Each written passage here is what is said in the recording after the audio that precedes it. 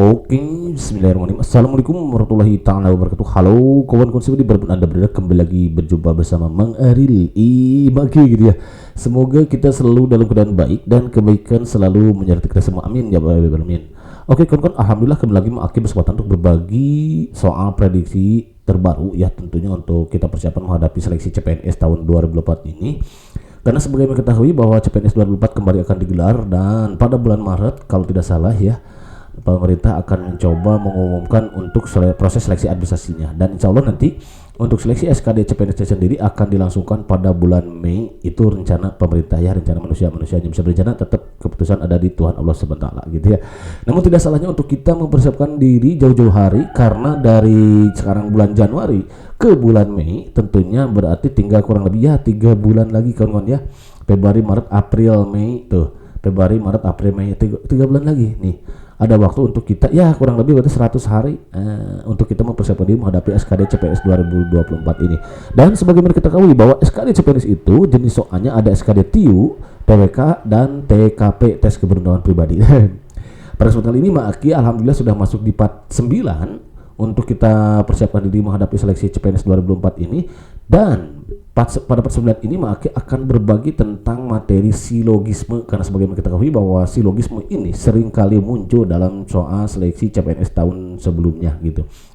Untuk kawan-kawan yang ingin dibuatkan materi tertentu silakan tinggalkan pesannya di kolom komentar. Nanti kalau ada waktu mungkin kan Mak Aki akan coba bahas satu persatu. Dan untuk kawan-kawan yang baru saja di channel ini, silakan kawan-kawan secik video Mak Aki dari part 1 sampai part 8 iya betul ya. Untuk part 8 sendiri itu ada TWK kalau salah, tapi itu hanya sikap pemanasan ya, hanya mengulang dari materi yang sudah pernah Mak Aki buat gitu. Daripada sayang untuk dibuang, mending dipakai lagi gitu kan ya. Oke, baik, untuk satu ketik kopi gitu kan ya. Di sini belum menjadikan masalah. Tapi di sini ada materi dulu kawan-kawannya, biar nanti kita lebih mantap lagi pemahaman kita tentang silogisme. Penarikan kesimpulan ini perlu kita ketahui kawan-kawan bahwa silogisme itu berasal dari bahasa Yunani yang artinya adalah untuk menyimpulkan. Itulah sebabnya disebut menarikan kesimpulan, menghitung, memperhitungkan. Nah, dalam berpikir logis, silogisme digunakan dalam penarikan kesimpulan katanya ya, dari premis atau asumsi-asumsi tertentu. Jadi ada beberapa hipotesis, tugas kita adalah menarik kesimpulan dari beberapa asumsi tersebut atau hipotesis tersebut. Nah, silogisme nanti ada dua jenis, ada jenis hipotesis murni, tuh kan makanya ada hipotesis ya.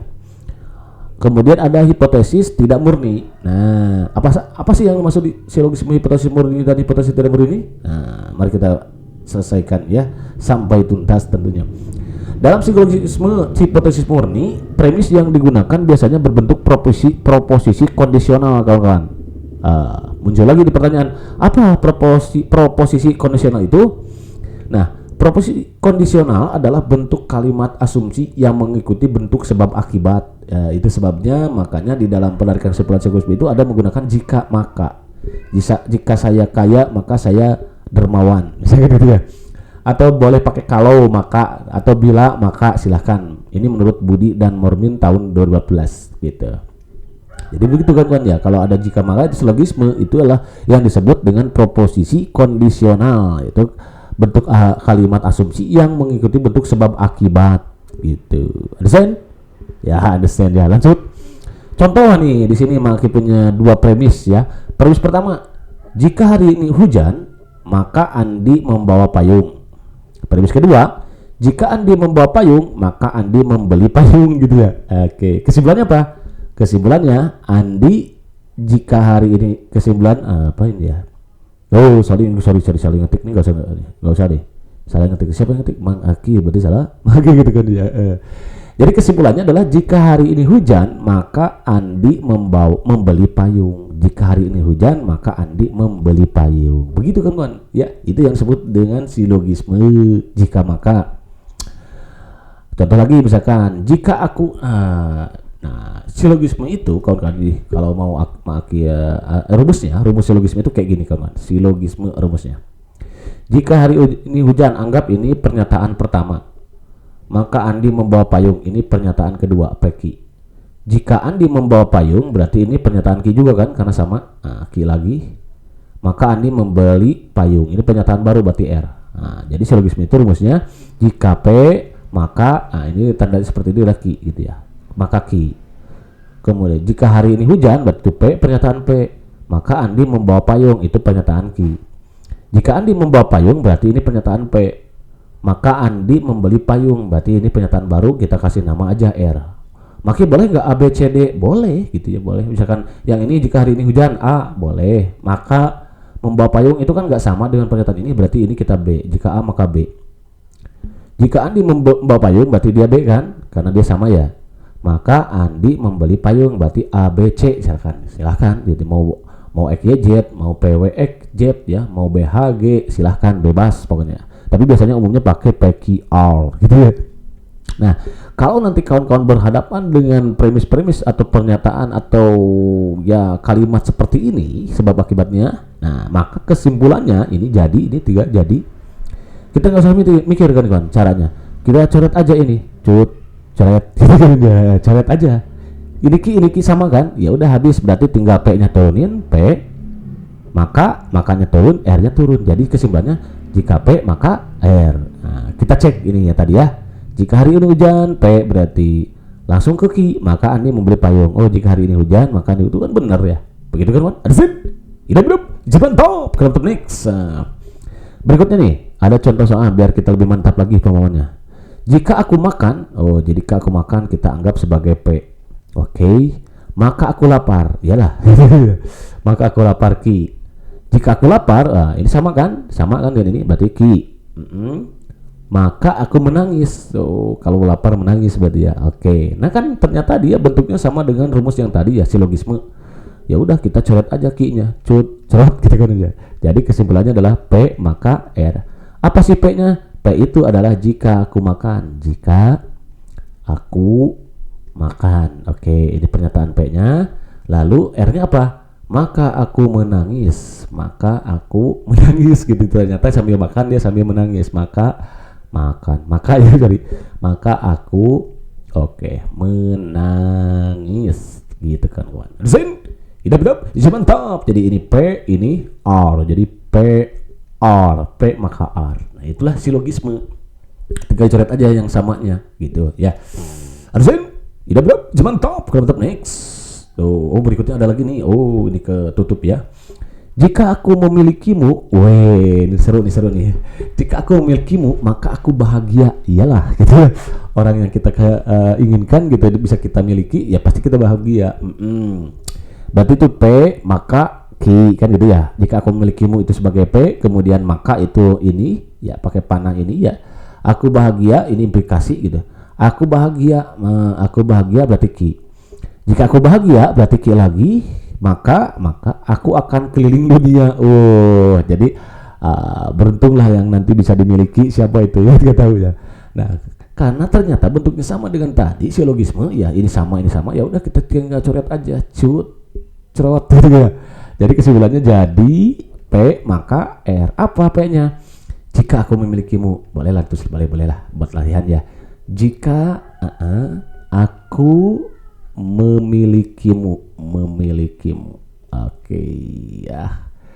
Maka R-nya apa? Maka aku akan keliling dunia. Wah, seru sekali. Maka aku akan keliling dunia. Tuh, jadi harus mau nih yang tadi yang diinginkannya, yang dimaunya nih harus mau. Maka aku akan keliling dunia. Gitu kan, Wan. Ya, inilah mode penarikan silogisme gitu kan, Wan.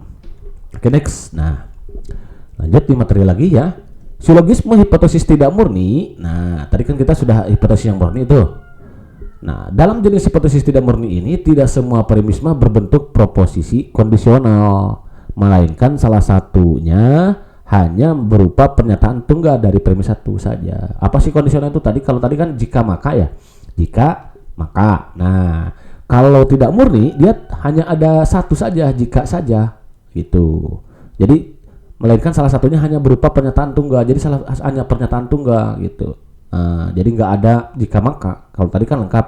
Jika saya rajin maka saya pintar misalkan ya. Jika saya belajar maka saya lulus gitu kan ya. Sebenarnya jenis ini terbagi menjadi 3. Nah, ini dia ternyata dibagi menjadi 3 juga. Jadi hipotesis tidak murni ini, silogisme hipotesis tidak murni ini bagi jadi 3 juga. Yaitu silogisme kondisional atau implikasi ya. Silogisme disjungsi dan silogisme konjungsi. Nah, Yang kondisional ini dibagi lagi jadi dua, modus ponen dan modus tolen. Nah ini yang biasa diajarkan di sekolah-sekolah juga ini. Jadi modus ponen dan tolen, dan juga mungkin ya mudah-mudahan keluar di CPNS tahun 2024 ini. Tapi tidak salahnya untuk kita tahu ya. Jadi ada silogisme modus ponen, modus tolen. Kita mulai dari modus ponen dulu nih. Apa itu modus ponen? Langsung aja ke rumus lah ya. Kalau silogisme itu jika P maka Q, tadi ya Q maka R gitu, maka kesimpulannya itu kan tinggal dicoret ya, coret-coret, cut-cerot gitu ya, P maka R gitu. Nah kalau dalam modus ponen itu nanti jika P maka Q, nah jadi dia hanya tunggal, premis yang kedua dia tunggal, enggak jika maka lagi, beda dengan kayak silogisme lengkap kan jika maka gitu. Kalau di sini hanya yang terjadi hanya P. Nah bagaimana kalau seperti ini? Enak, kata Maki juga gak usah mikir ini sama kita cut-cerot aja, cut-cerot gitu ya. Berarti yang belum betul siapa? Yang gak ada yang belum coret? Iya Ki, jadi kesimpulannya Ki gitu kan kan? Arsin, hidup izin mentop. Kita cek lah ya. Jika aku memilikimu maka aku bahagia. Oke, aku bahagia berarti apa? Jika aku memilikimu sebagai P maka Ki aku bahagia katanya Ki. Gak usah mikir kawan-kawan ya.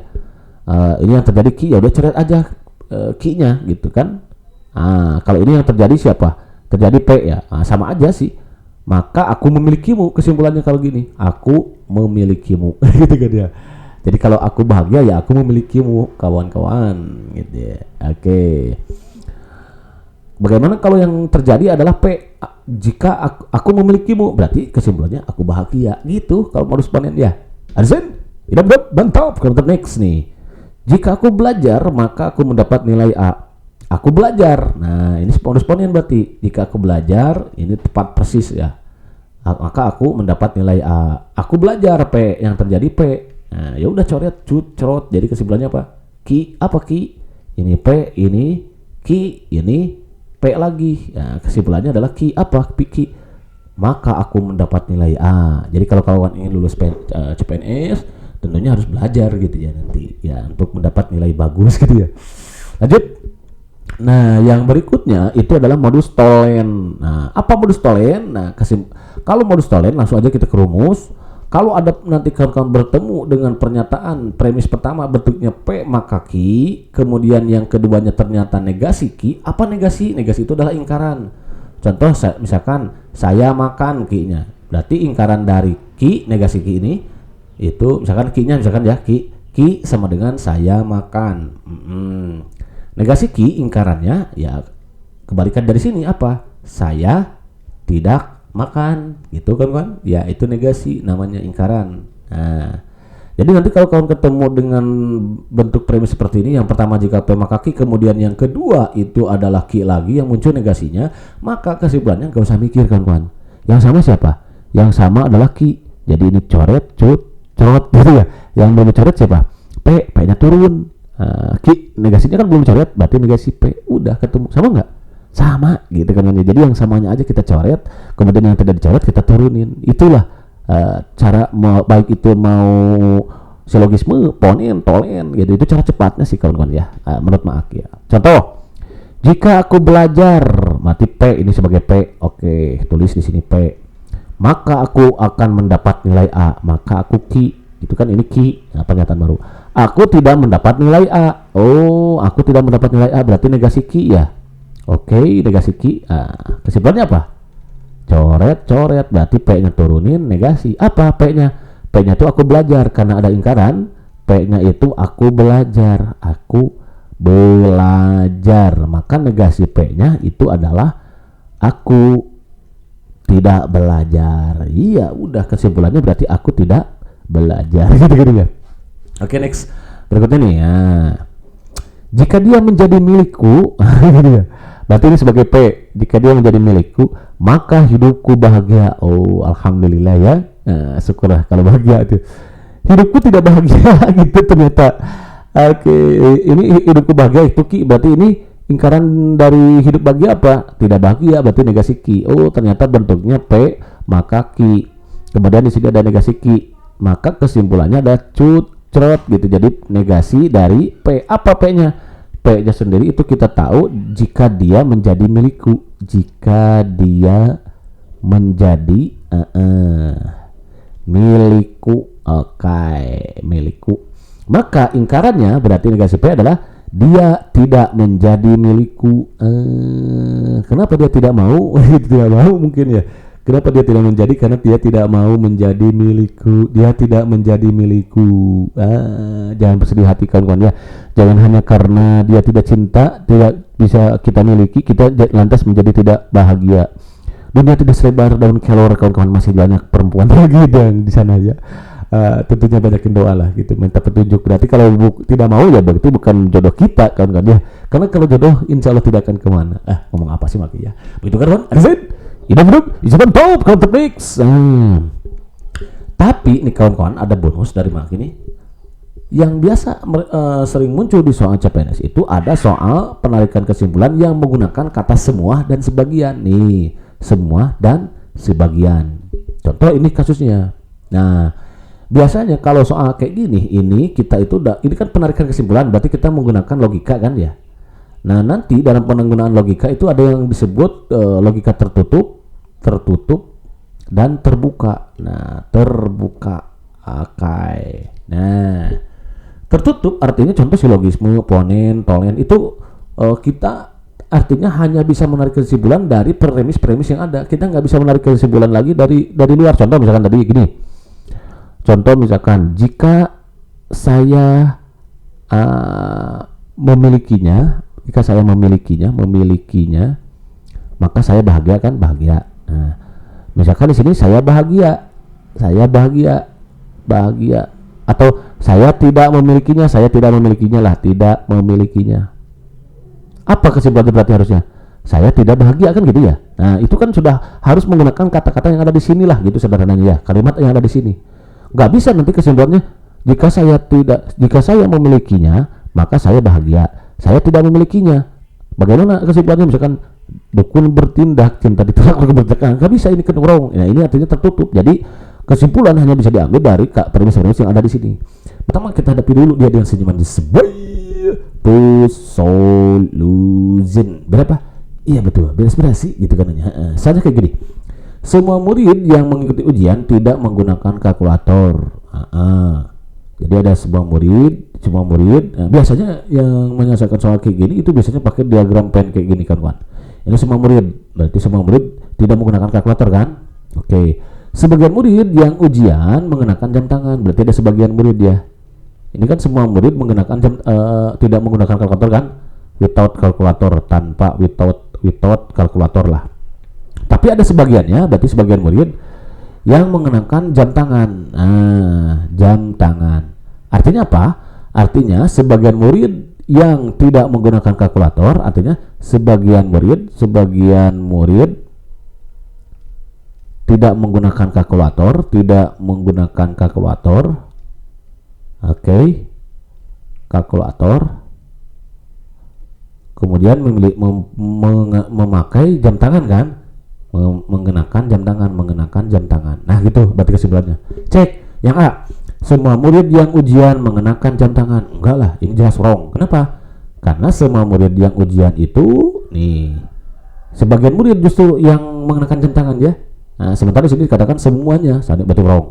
Sementara murid yang ujian tidak mengenakan jam tangan. Nah, sementara murid ini juga wrong ya. Yang C, semua murid yang ujian tidak menggunakan kalkulator. Semua murid yang ujian tidak menggunakan kalkulator dan tidak mengenakan jam tangan. Kalau ini juga kurang tepat. Kenapa? Karena di sini ada kata semua. Oke. Yang D, sebagian murid yang ujian mengenakan jam tangan dan tidak menggunakan kalkulator. Nah, ini yang paling tepat kawan-kawan. D ya. Yang E gimana? Semua murid tidak menggunakan kalkulator dan hidup bahagia. Apalagi dia aja kesembung makan sukro gak jambung bro gitu kan ya. Nah, jadi kayak gitu kan. Jadi kesimpulannya sebagian murid yang ujian, sebagian murid tidak menggunakan kalkulator. Nah, sebagian murid yang ujian mengenakan jam tangan dan tidak menggunakan kalkulator. Nah, kan berarti sebagiannya kan. Sebagian murid tidak menggunakan kalkulator dan mengenakan jam tangan. Dan sebagian murid yang ujian mengenakan jam tangan. Tuh, dan tidak menggunakan kalkulator. Gitu kan. Jadi jawaban yang betul yang D. Begitu kan? Adizin. Hidup. Jawaban top. Counter mix. Nah, di sini solusi semua salah. Namun apapun salah itu tibu susu gitu ya. Selalu itu bisa lagi di sebai solution. Berapa? Iya betul, berekspresi gitu katanya. Misalnya kayak gini coba ya. Semua Y adalah P. Semua Y adalah P. Ini katakanlah Y. Semua Y adalah P. Nah, ini dalam lingkaran itu adalah Y dan P. Berarti Y sama dengan P gitu dia. Sebagian Y, nah ini sebagiannya misalkan sebagian dari Y ini adalah R, ini R sebagiannya, ini adalah R. Nah, sementara yang lingkaran di dalam lingkaran ini termasuk yang di arsir ini dia adalah Y dan P. Nah, kesimpulannya apa? A, semua Y yang bukan P adalah R. Semua Y yang bukan P adalah R. Justru semua Y adalah P kan? Jadi gak mungkin terjadi semua Y bukan P. Ini wrong. Semua Y. Oke kawan-kawan, barangkali untuk sementara waktu ini saja dulu yang bisa berikan. Nanti insya Allah untuk kasus penarikan kesimpulan dengan menggunakan kata semua dan sebagian akan bahas lebih khusus lagi di video-video selanjutnya, karena sebagaimana Maki janjikan nanti kalau semakin banyak view-nya semakin bersemangat lagi dalam membuat kontennya gitu. Jadi intinya pada kawan-kawan, karena ini bentar lagi akan menjelang maghrib dan Maki ada beberapa banyak soal di sini, tapi agak kesusahan kalau memang harus dikerjakan sekarang karena sebentar lagi akan dikumandangkan azan maghrib di daerah Maki. Jadi sebentar ini sudah menunjukkan waktu pukul berapa nih? 18.07 kawan-kawan ya. Jadi belum lagi harus di produksi ini gitu ya videonya. Jadi Maki rasa cukup sampai di sini dulu. Nanti untuk kawan-kawan yang memang penasaran dengan soal semua dan sebagian ini, penarikan kesimpulan dengan menggunakan kata semua sebagian ini, insya Allah nanti akan Maki bahas lebih lanjut di pertemuan selanjutnya gitu kan. Dan kawan-kawan yang mau dibahaskan soal-soal tertentu, materi-materi tertentu yang dirasa memang agak perlu diskusi, misalkan silakan kawan-kawan tinggalkan pesan dan komentar. Itu saja barangkali yang Maki bisa sampaikan untuk saat ini. Mudah-mudahan bermanfaat. Di samping usaha yang maksimal dan kerja keras yang maksimal gitu maksudnya, Maki selalu mengingatkan agar kita jangan lupa untuk memaksimalkannya dengan doa. Karena apabila usaha tanpa doa itu sama dengan sombong, lagi berdoa tanpa usaha itu sama dengan bohong. Antara usaha dan doa itu akan seimbangkan di dua dunia perjuangan dan doa. Oke, barangkali itu saja dari sini. Mudah-mudahan thank you berkatu.